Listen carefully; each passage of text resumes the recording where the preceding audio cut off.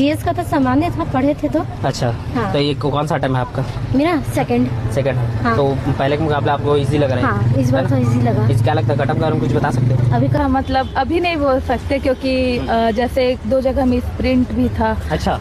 तो printing mistake में तो हो सकता है वो तो डिलीट आके कोई बताए, कोई इन्विजिलेटर आके बताए कि ये क्वेश्चन गलत है ऐसा कुछ? नहीं, वो क्वेश्चन जैसे कि एक क्वेश्चन आया था। टफ है। हाँ, मतलब टफ है पेपर। कुछ पोर्शन जैसे छत्तीसगढ़ का बहुत इजी था, जैसे हर साल कठिन आता था तो, बट कॉन्स्टिट्यूशन इजी था। लेकिन उसके अलावा जो हिस्ट्री के क्वेश्चन थे, जो ज्योग्राफी में कुछ क्वेश्चन ठीक थे और इन्वायरमेंट के थे। करंट अफेयर का बहुत अच्छा था, पिछले साल करंट अफेयर नहीं आया था। मॉडरेट टू टफ था मेरे ख्याल से। इजी तो नहीं था पेपर। कुछ ऐसे क्वेश्चन जो बता रहे हैं कि कुछ मिस प्रिंट थे ऐसे करके कुछ? नहीं, ऐसा तो हमारे क्लास में कोई ऐसा आया नहीं, किसी का मिसप्रिंट हुआ। अच्छा अच्छा अच्छा। जय जोहार, जय छत्तीसगढ़।